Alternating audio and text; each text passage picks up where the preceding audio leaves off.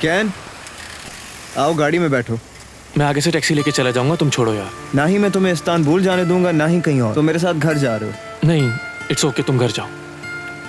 चलो यार प्लीज गाड़ी में बैठो, आ जाओ अब।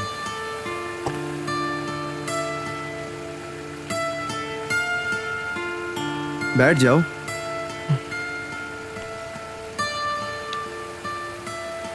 तुम्हें डेनिस ने भेजा है ना? खुश हो जाए यार।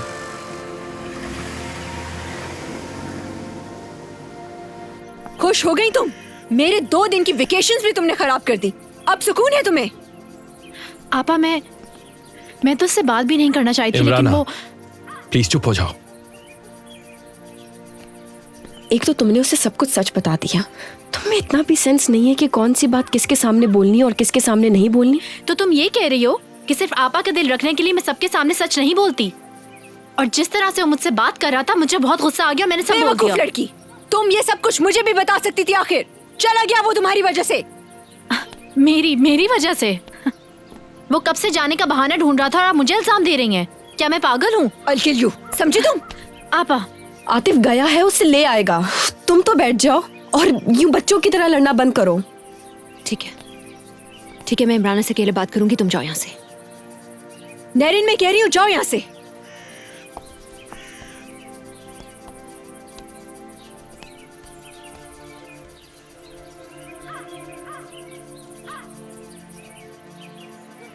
आज का सेशन कंप्लीट हो गया मिसेस अहमद, अब मैं चलता हूँ। डॉक्टर, हमारे पास टाइम नहीं है।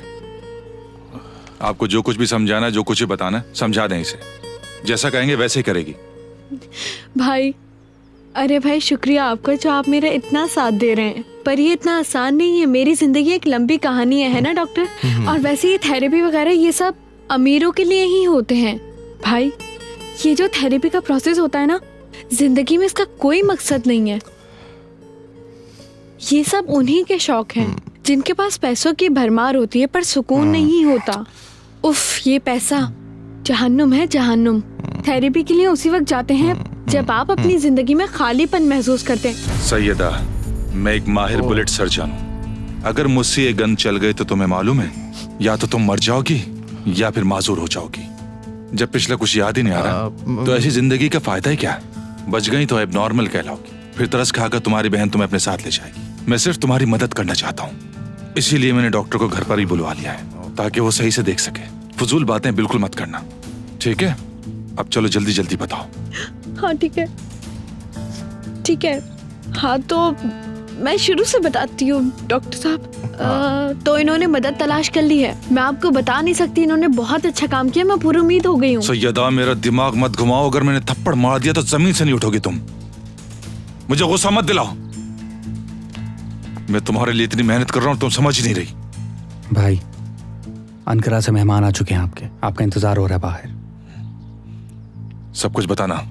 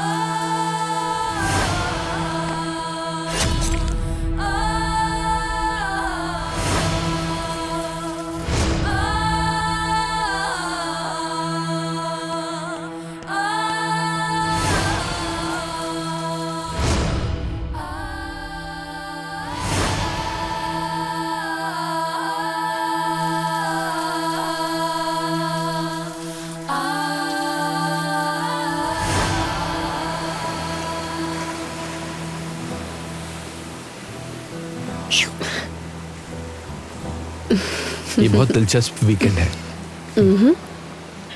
फरात, कैन और इमराना के मामले से तुम दूर ही रहना। फिक्र मत करो तुम। उफ, कितनी परेशान है डेनिस, क्या करूं मैं? तुम दोनों के रिश्ते को देखकर मुझे खुशी हुई। बिल्कुल सगी बहनों की तरह हो गई हो तुम दोनों।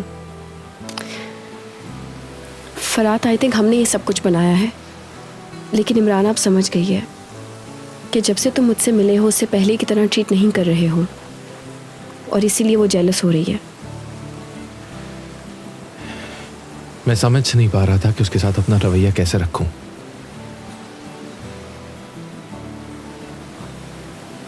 महीनों से अपनी फीलिंग्स को झुठलाता रहा हूं तुम्हारे बारे में। उसे बहुत निग्लेक्ट किया मैंने, हालात पे छोड़ दिया था। मैं मानता हूं कि मेरी गलती थी, लेकिन आप इस तरह रोक नहीं सकते चीजों को होने से। वो अपना सब कुछ छोड़ के मेरे लिए आई थी यहां पे। जब वो आई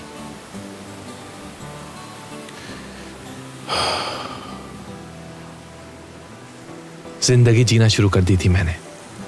अधूरापन खत्म सा होने लगा और उसके बाद तुम वापस आ गई और ना चाहते हुए भी हम एक दूसरे की तरफ खींचते चले गए। तुमने क्या डिसाइड किया ये तो मुझे नहीं मालूम, लेकिन मैं उससे बहुत खौफज़दा हूँ। Just be careful. तुम फिक्र मत करो,